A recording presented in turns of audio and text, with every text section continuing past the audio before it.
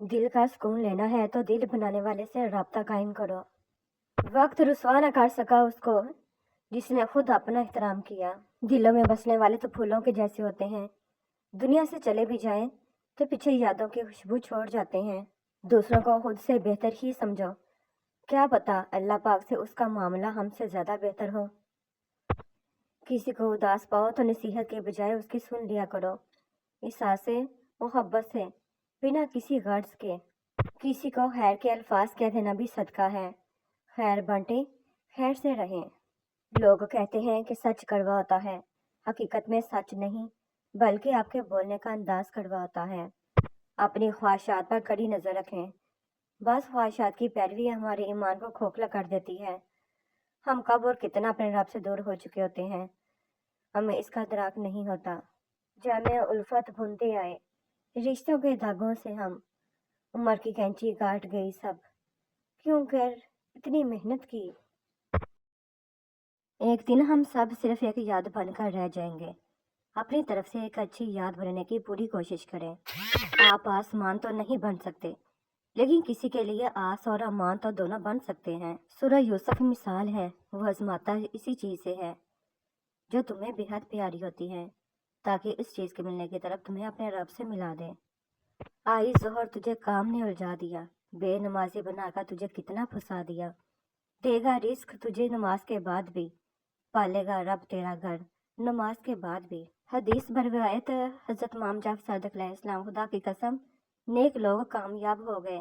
तुम जानते हो वो कौन लोग हैं?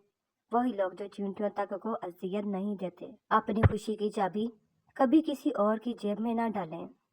नुकसान से बचना चाहते हो तो उस फायदे से बचो जिस पे तुम्हारा कोई हक नहीं है। जिंदगी क्या है? एक किस्सा मुख्तसर।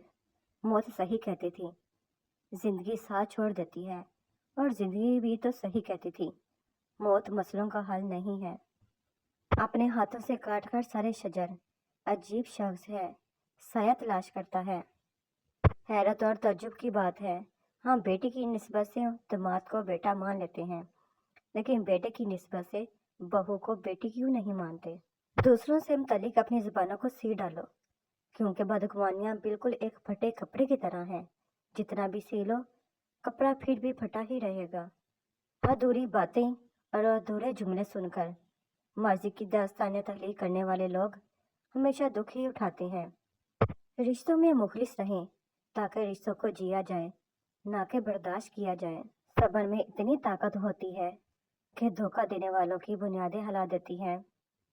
वक्त गहरे समुद्र में गिरा हुआ मोती है जिसका दोबारा मिलना नामुमकिन है।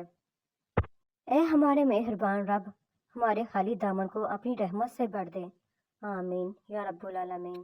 फलदार के नसीब में है पत्थरों की चोट, ये हौसला नहीं है तो फिर बेसमर रहो। मुझे छाँव में कई मरतबा ये दुआएं शिजर सुनाई दी, मेरे जर्द पत्ते की खैर हो, था हवा के साथ गया हुआ। टूटे हुए रिश्ते जो जोड़ देता है, बात अपने रब पे जो छोड़ देता है।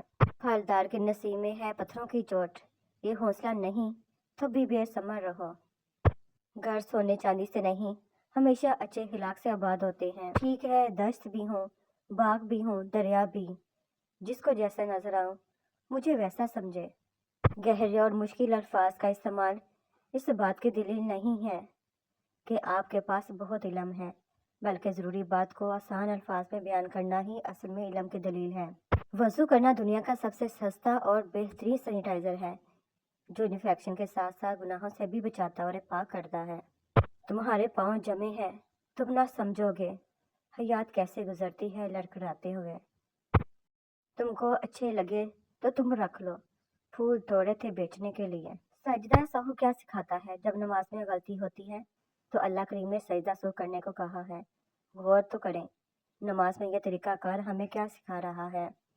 जब भी गलत हो तो कबूल करो और सजदे में चले जाओ, वो तुम्हारे गुनाह मिटा देगा और उनको नेकी में बदल देगा।